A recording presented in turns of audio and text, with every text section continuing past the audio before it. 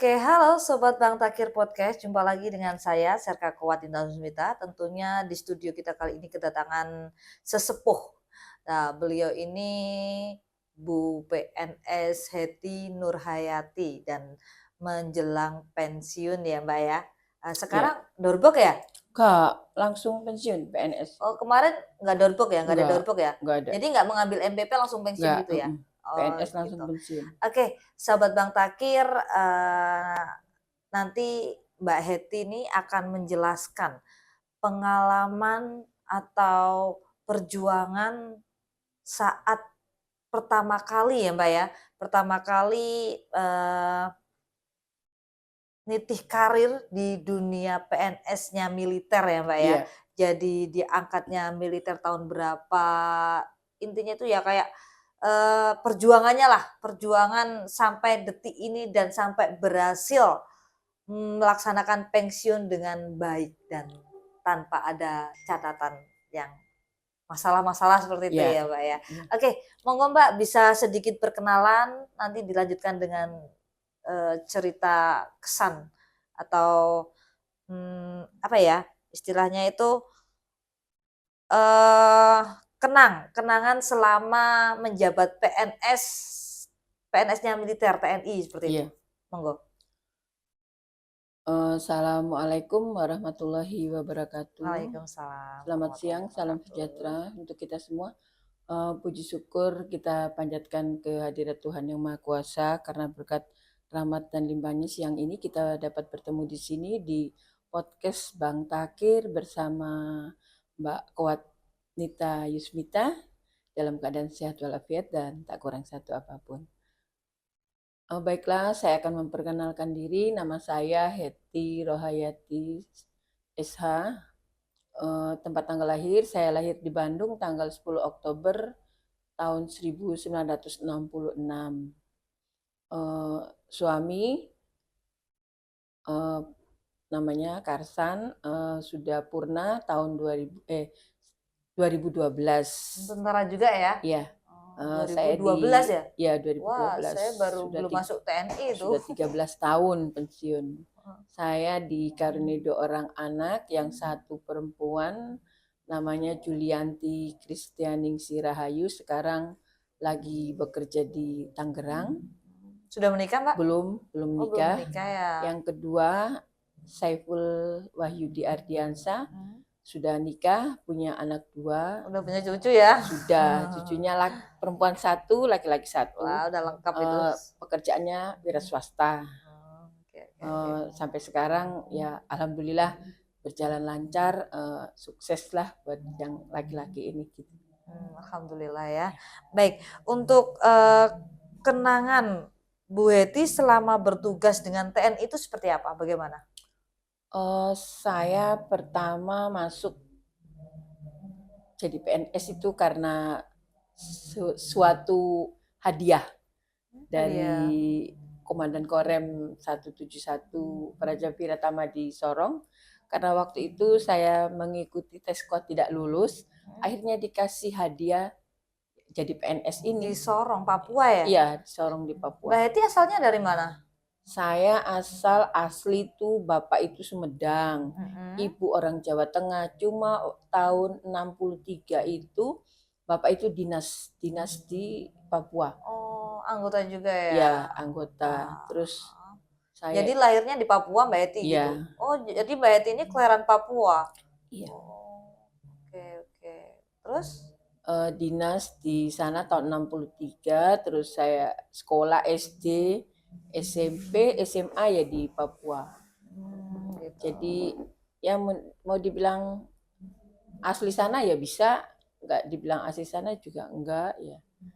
Jadi di Papua besarnya sana, di Papua ya? Selama saya dari mulai tahun 66 sampai 2002 baru keluar dari Papua ya, sekitar 40 tahunan lah ya di sana. Terus pengangkatannya PNS itu di Papua sana atau di Papua, pengangkatan Papua PNS tahun 90. Kemudian menikah sama Pak Karsan di Papua juga. Itu Pak Karsan itu asli mana? Asli orang Sambeng, Lamongan. Oh, jadi terus habis nikah, terus dibawa ke sini, barulah pindah di Belum, Papua. Belum? saya masih di sana. LDR dulu ya? Ya, masih di Papua 4 tahun, baru tahun 2001 baru ke Jawa. Oh begitu ya. Untuk kenangan selama kan Mbak Eti kan ini di PNS-nya militer ya. Iya. Bergelut dengan militer itu kenangannya itu apa? Kenangannya itu ya apa ya? Saya tuh bisa, maksudnya tidak bisa jadi tentara apa yang jadi cita-cita saya, tapi saya bergelut dengan tentara, yaitu kenangannya itu banyak. Jadi kita bisa mengenal satu dengan yang lain. Oh, tentara ini kayak seperti ini, dinasnya kayak gini. Jadi bapak saya sendiri juga kan tentara, jadi sudah paham gitu. Oh, jadi sudah mengikuti dunia Iya, tentara ya, kedisiplinannya iya, kayak gitu ya. iya. Jadi mungkin bisa diterapkan juga ke anak-anak kita, disiplin di tentara itu gimana. Kemudian pengalaman Mbak Hetty dalam menjalankan berbagai tugas dan tantangan di lapangan itu seperti apa? Dalam Tantangannya. menjalankan tugas ya, alhamdulillah tantangannya itu kadang, kalau dulu saya di Papua ya, dinas itu kan kita kemana-mana harus pakai kapal, harus pakai gitu. pesawat, nggak ada bis, nggak ada kereta. Jadi kalau ada acara ke sini kita harus naik speed menyeberang laut. Kalau ada perintah kemana harus nunggu ada pesawat baru kita bisa berangkat. Jadi kayak enak lah gitu kenangannya. Di Papua sama di Jawa kan beda. Kalau di Jawa kan Apa-apa nanti ke ada sana gitu kita ya. masih bisa dikendari dengan sepeda motor, dengan mobil. Kalau di sana kan beda. Jadi kenangannya banyak lah gitu. Oke, Suasananya berbeda. Oke Mbak Hetty, perubahan terbesar nih Mbak Hetty ya, yang Mbak Hetty lihat dalam organisasi selama masa pengabdian itu seperti apa Mbak? Maksudnya perubahan? Perubahannya kan dulu kan waktu di Papua mungkin pernah mendapatkan gaji segini, Oh sekarang iya, iya, perubahannya, terus iya, kemajuannya iya. atau apa selama Mbak Hetty menjadi eh, bergabung dengan kemiliteran seperti itu. Iya. Sangat berubah pesat ya? Iya, sangat berubah. Kalau kita di Papua itu kayak PNS gini kan kita dapat tunjangan. Tunjangan kemahalan. Itu kalau PNS golongan 1 itu beda. Kalau golongan 2 itu sekitar 2 jutaan. Jadi kita pindah ke Jawa itu hilang. Ya perubahannya di situ. Jadi Gitu. kita di sana itu masih ada tunjangan kemahalan. Tunjangan kemahalan gitu Iya, ya namanya ya? iya tunjangan Ya emang kemahalan. tunjangan kemahalan gitu? Iya, memang ada tunjangan kemahalan gitu. itu diperoleh dari pangkat Prada sampai kolonel. Emang apa-apa bahan-bahan di sana juga mahal ya Mbak ya? Mahal, iya. Beda Jadi jauh dari di sini beda ya? jauh. Cuma perubahannya kita di sana walaupun mahal, walaupun semua harga mahal, tapi kita bisa terjangkau gitu. Oh, cukup ya? Cukup. Maksudnya bisa lebih lah. Beda dengan kita ke Jawa, di sini murah. Tapi habis. Tapi gaji cukup. Ya sampai gajian, jadi mau untuk nabung nggak bisa. Mungkin karena di sana kesediaan barang-barangnya kan terbatas ya Mbak ya? Banyak mungkin. juga. Banyak juga? Banyak. Di sana mahal. Gitu. Di sana istilahnya. Dulu waktu Mbak pertama kali menjadi PNS itu gaji yang diterima itu berapa? Waktu itu tahun 90 masih sedikit. Masih belum sampai 100.000. Oh, masih itu ya? Tapi cukup. 100.000 cukup. Sekarang cukup. Berapa puluh kali lipat ya Mbak ya? Tahun 90. Gaji pertama itu jadi merasakan 70-an seperti itu gitu ya? lah, 70 ribuan. Dirapel berapa? Setahun. Oh, jadi enggak tiap bulan gitu ya? Enggak. Oh, dirapel. Jadi ya setiap 1 tahun lah rapelan cuma banyak, bisa aja. beli sepeda tuh langsung. Cuma setahun. Selanjutnya ya biasa. Oke. Kemudian apa harapan Mbak Hetty untuk melakukan setelah pensiun? Jadi harapannya Mbak Eti nanti itu setelah pensiun itu apa gitu? Ya harapan saya mungkin kalau sudah pensiun ini yang terutama kita harus sehat. Jadi Betul. jangan, maksudnya kesehatan itu kan mahal. Walaupun kita sudah tidak beraktivitas kayak pagi harus apel, Mhm. harus ini, kalau sudah pensiun kan waktu kayaknya banyak. Nah waktu yang banyak itu nanti dimanfaatkan dengan, ya kita hobinya apa, masak gitu atau jualan, buka warung, sambil nyari-nyari kegiatan supaya tidak sumpek di rumah terus gitu. Insya Allah lah kalau umur panjang ada rezeki ya, cita-cita saya mau buka rumah makan gitu. Gitu. Maksudnya dengan hobi saya masak kan gitu Mbak Yus. Heeh. Siapa tahu kan namanya rezeki orang kan Iya. beda-beda. Mungkin dengan kalau saya pulang ke Jawa Tengah kan nggak mungkin harus dari nol lagi. Saya kan nggak kenal orang di sana. Iya Kalau di betul. sini mungkin ya Sudah setidaknya udah banyak yang kenal sudah banyak ya, yang apalagi Mbak tahu Eti kan gitu. rumahnya kan di tengah Iya, kota juga. iya insya Allah mungkin nanti ya saya buka warung kecil-kecilan dulu lah, nanti cari Iya. rezeki yang halal gitu Mbak Yus, sambil apa memanfaatkan pensiun tidak nganggur gitu sih. Betul sekali Mbak. Supaya nggak kaget gitu kalau orang-orang kan pensiun diem terus mikir jadinya penyakit. Betul sekali. Kita kan harus pensiun itu harus sehat Heeh, terutama itu. Walaupun gaji sedikit lah sehat perlulah itu. ya, betul betul sekali. Oke Mbak. Kemudian mungkin Mbak Hetty memiliki rencana untuk berkontribusi kepada masyarakat atau negara setelah pensiun? Insya Allah ada lah. Insya Allah mungkin kan sambil itulah sambil berjualan atau nanti mungkin ada yang ngajak anu ya Mbak ikut ke sini ya, kalau memang itu jalannya bagus ya diikuti, kalau enggak ya nggak usah, kita cari usaha aja gitu. Begitu. Tapi udah ada rencana? Untuk apa itu? Kayak gabunglah, berkontribusi kembali kepada masyarakat atau negara setelah pensiun itu?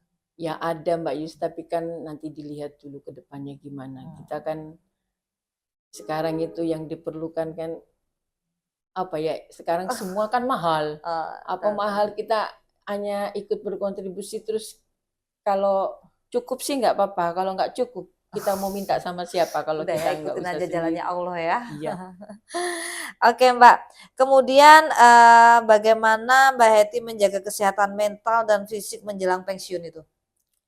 menjaga kesehatan kalau buat saya ini badan ini udah gemuk Mbak Yus, diturunkan juga nggak bisa, nggak punya uang Mungkin juga terlalu tetap gemuk. terlalu enjoy mikirnya, nggak punya pikiran Ya, beban. ya beban ada sih Mbak Yus, cuma kalau buat saya ya, prinsip saya gini Mbak Yus, saya nggak mau terlalu banyak dipikir. Mmm, Nanti kita banyak mikir jadi penyakit. eee, Mendingan apa yang ada itu kita jalani dengan ikhlas ya. Kita apa? Maksudnya itu, oh ini jalan saya jalani. Berterima kasih, bersyukur, banyak bersyukur lah gitu. Jadi apa ya, kita intinya itu pensiun ini banyak-banyak bersyukur ya. harus harus sehat, harus menjalani ke depannya itu harus kuat. Walaupun Oke. kita gaji nanti pensiun sedikit, disyukuri. Betul betul Mbak Edi. Oke Mbak, mungkin nih ya ada pesan yang ingin Mbak Hetty sampaikan kepada generasi PNS yang sekarang ini masih aktif gitu.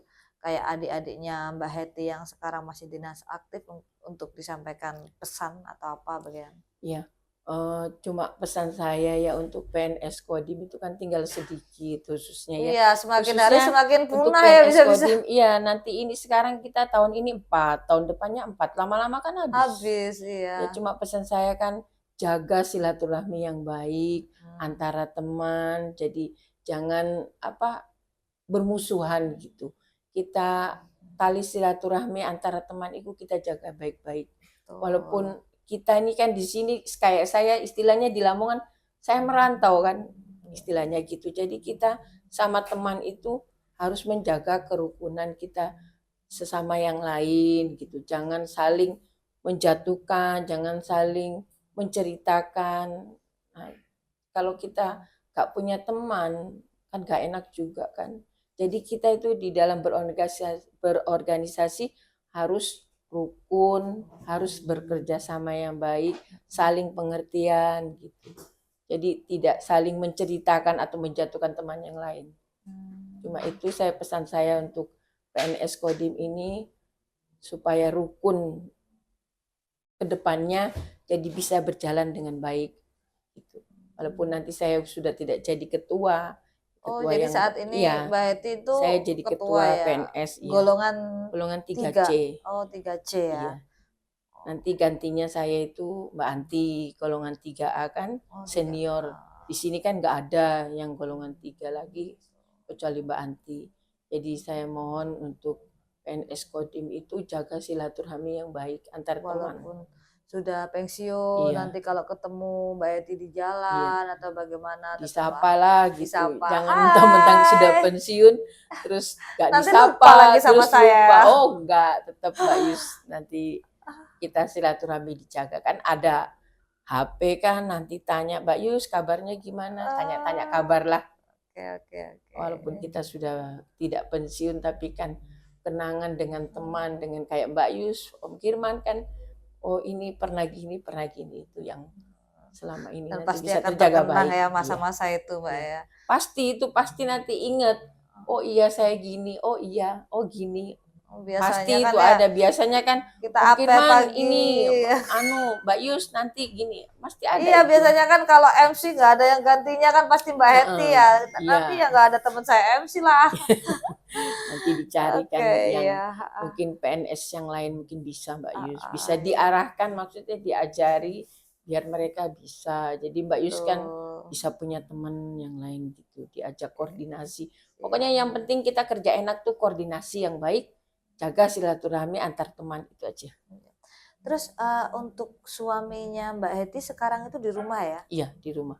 Gitu. Di rumah sehat ya? sekarang itu sering apa ya Mbak sering sakit gitu kan kena punya diabetes tapi alhamdulillah sekarang agak sehat nanti kalau lupa makannya nggak diatur ya jadi harus benar-benar diatur ya diawasi diatur. Untuk pola makannya lebih berat mengawasi anak kecil daripada orang yang punya penyakit seperti itu kita lengah sedikit dia makan ini sudah kumat mulai lagi kalau anak kecil kan bisa dilarang kalau orang tua jangan makan ini dikirain terus gak usah dimakan nah itu kan repot jadinya kita ini yang mikir ini tapi untuk saya nggak mau mikir Mbak Yus saya takut saya sendiri nanti kalau sakit terus gimana iya betul jadi saya sudah dibuat enak aja lah sesuai dengan dia yang penting kita sudah ngomong kalau dia nggak mau nurut ya terserah udah gitu. Oke Mbak Heti, terima kasih ya Mbak Heti. Iya sama-sama Mbak Yus, saya juga mohon maaf mungkin selama saya bekerja di Kodim ini ada kesalahan atau kekurangan ke Mbak Yus apa ke yang lain gitu saya mohon maaf yang sebesar-besarnya. Oke. Semoga Mbak Heti nanti dalam memasuki pensiun diberi kesehatan selalu, panjang umur dan apa yang dicita-citakan mau membuka warung makan ya tadi ya semoga diberi kelancaran, kemudahan dan selalu sukses. Kita tetap jalin silaturahmi yang baik. Baik, terima kasih. Sampai jumpa di episode selanjutnya. Salam Bang Takir. Tanggap hingga akhir.